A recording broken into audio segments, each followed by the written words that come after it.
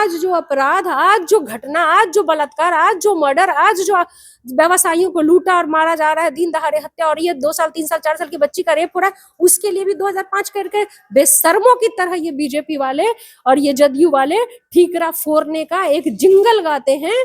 जैसे है ना कि लगातार ये कहते रहे कि जो भी चीजें वो उस एनसीआरबी का डेटा देख लीजिए, पढ़ लीजिए, लगातार एनसीआरबी का डेटा देखेंगे ना तो एनसीआरबी के डेटा से ही आपको पता चल जाएगा कि आज जंगल राज है। इस सम्मान की बात करते हैं, घटनाओं के दौर पर अगर 24 घंटे की घटनाओं पे अगर नजर डाल दिया जाए, 36 और 48 घंटे छोड़िए, सिर्फ 24 घंटे की घटनाओं पे नजर डाल दिया जाए तो आपके शरीर का एक एक रोए खड़े हो जाएंगे, आप में रूह होगी वो कांप उठेगी।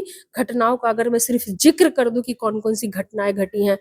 कुशेश्वर स्थान दरभंगा के कुशेश्वर स्थान में एक 6 साल की बच्ची का रेप होता है। उसके जस्ट 12 घंटे और एक दिन नहीं बीतता है तो एक 3 साल की बच्ची का रेप होता है, जो शायद अपनी जिंदगी वो जी पाएगी या नहीं रहेगी इसको कहना कह सकता। हाँ। बहुत क्रिटिकल कंडीशन में है। कर्पूरी ठाकुर के पुण्यतिथि को लेकर के राजद बड़ी धूमधाम से आयोजन किया है और पिछला बार जो जन्म दिवस उनका मनाया गया, जयंती मनाया गया था, वो फुलपरास में मनाया गया था।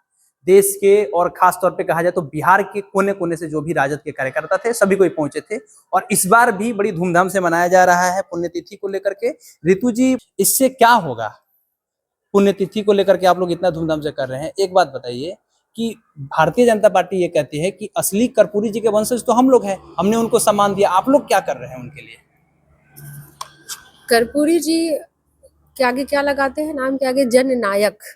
जन मतलब जो उसके साथ कोई जाति नहीं जुड़ी हुई है, जो जाति पाति धर्म से उठ करके जो जन का नायक बन जाए, उसके आगे लगाते हैं नाम के जननायक कर्पूरी।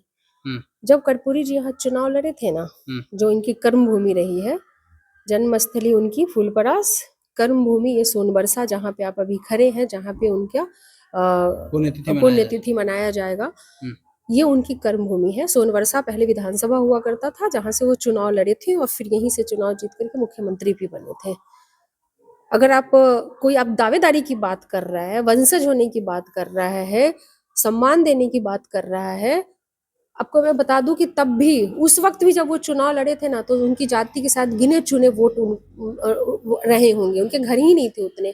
और आज भी इतने वर्ष बीत जाने के बाद भी इस विधानसभा में, जिसका सोनबरसा विधानसभा जिसका नाम अभी वर्तमान में परिहार विधानसभा है वहां भी अभी भी नहीं है। तो कुछ जो व्यक्तित्व होता है ना, वो किसी का बपौती नहीं होता, बल्कि वो पूरे लोगों के लिए एक आदर्श बन जाते हैं।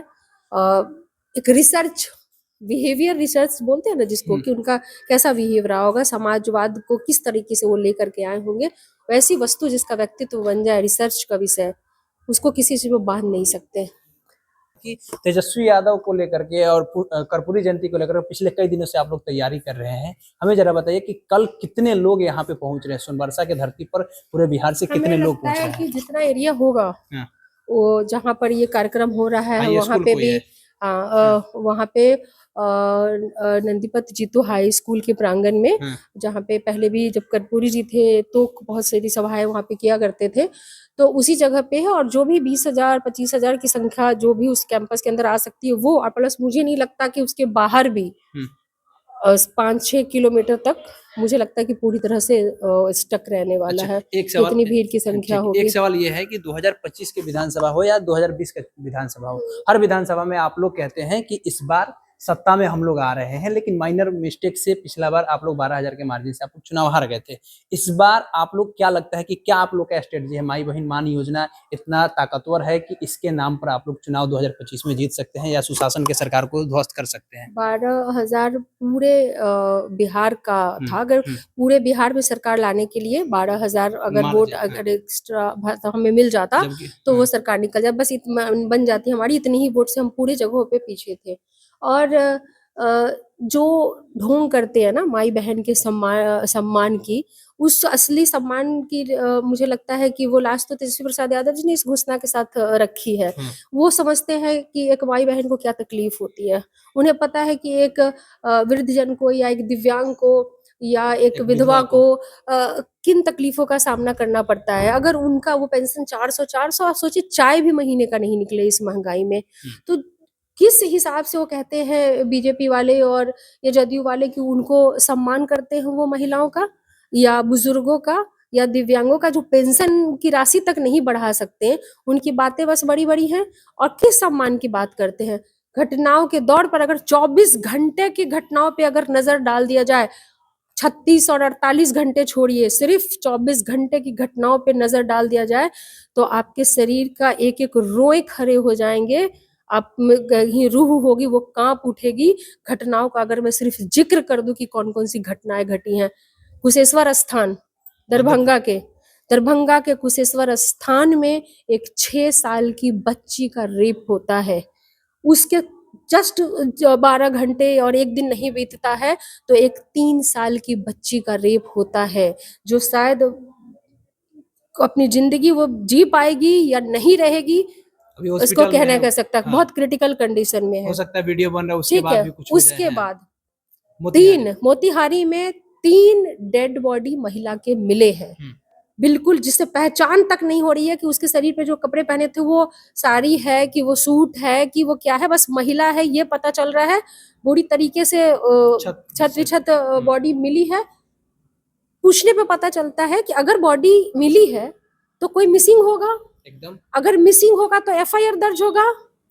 जब हमने थाने में अपने महिला जिलाध्यक्ष को भेज करके पता चला तो कोई मिसिंग के एफआईआर दर्ज नहीं है पूरे जिला में।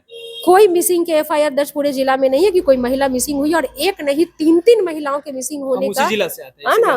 तो आप सोचो, तो आप किस चीज से दावा कर रहे हो जहां पर आपकी ना यहाँ पर ना माई सुरक्षित है, ना बहन सुरक्षित है, ना बेटी सुरक्षित है। जब कोई सुरक्षित नहीं है और आप बैठ करके दावा कर रहे हो कि सारे आप वोट ले आओगे, अरे कम से कम एक सम्मानजनक पेंशन तो दो, सुरक्षा तो दो। सुशासन की सरकार कहते हो, नहीं चाहिए बिहार को ये सुशासन की सरकार जहां 1.5 साल 6 महीने 3 साल की बच्ची के साथ बलात्कार होता हो, नहीं चाहिए वो सुशासन की सरकार। आप किसी भी महिला से बिहार में जाके पूछ लो इस घटना का जिक्र करके कि क्या आपको ये सुशासन की सरकार चाहिए। तो वो कंपैरिजन करने लगते हैं ना, वो बताने लगते हैं कि जब इनकी सरकार थी तो 7 बजे के बाद बिहार की बेटियां, बिहार की बहनें सड़कों पर कहाँ निकल पाती थी। अच्छा, आज तो आप लोग निकल पा रहे हैं, ये नीतीश कुमार की दिन है। अच्छा, और ये मतलब जो कुछ हो इतना पहले काहे जाते हो आप? और आप मोहनजोदड़ो हड़प्पा संस्कृति के खुदाई में क्यों नहीं चले जाते हो?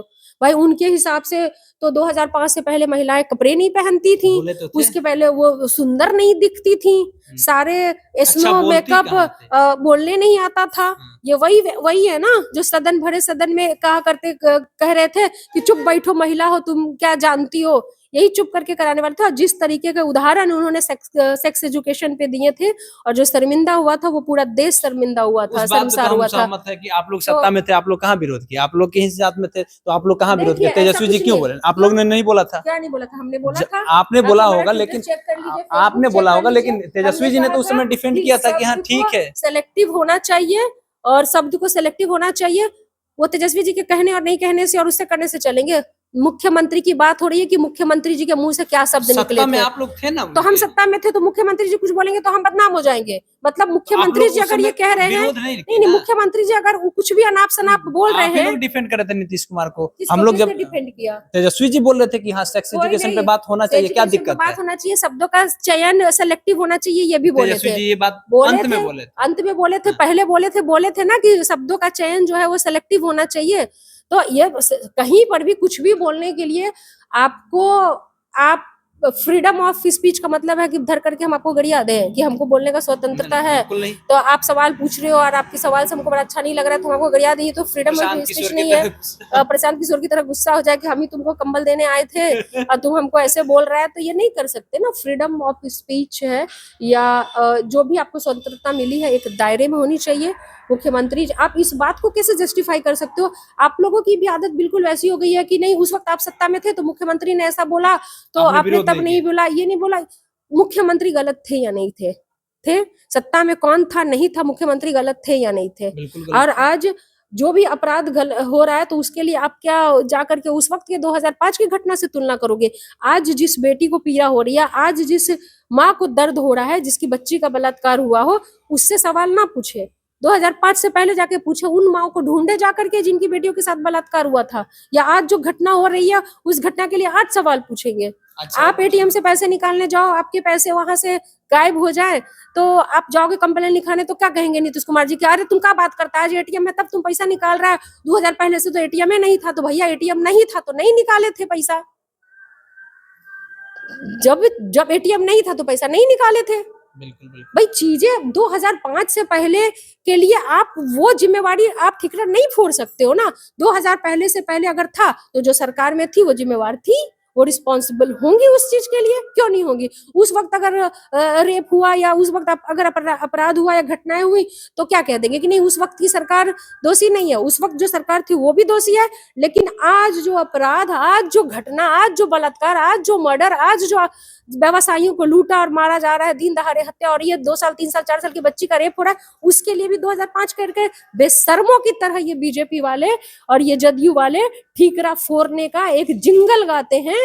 जैसे है ना कि लगातार ये कहते रहे कि जो भी चीजें हो उस एनसीआरबी का डेटा देख लीजिए, पढ़ लीजिए, लगता है एनसीआरबी का डेटा देखेंगे ना तो एनसीआरबी के डेटा से ही आपको पता चल जाएगा कि आज जंगल राज है कि महा जंगल राज। उसका भी प्रतिक्रिया वो लोग देते हैं, कहते हैं कि एनसीआरबी का डेटा उस समय इंटरनेट नहीं था, आजकल ऑनलाइन का जमाना है, लोग ऑनलाइन इंटरनेट पर एफआईआर कर दे रहे हैं। इसीलिए तो देख पा रहे हैं ना कि कितना ज्यादा। एक बात बताएं, आपको एफआईआर की बात की है ना, जहाँ पे आप खड़े हैं ना सोनबरसा में, आपको मैं लिख के देती हूँ, जितने मोटरसाइकिलें यहाँ से गायब होती है, जितनी या चोरी होती है, जो घटना इतनी बढ़ी हुई है, और इसमें जब थाने में जाओ लिखवाने के लिए तो सनहा तक सिर्फ कहते कि ठीक है आप कंप्लेंट डिटेल में तो एफआईआर दर्ज नहीं करेंगे।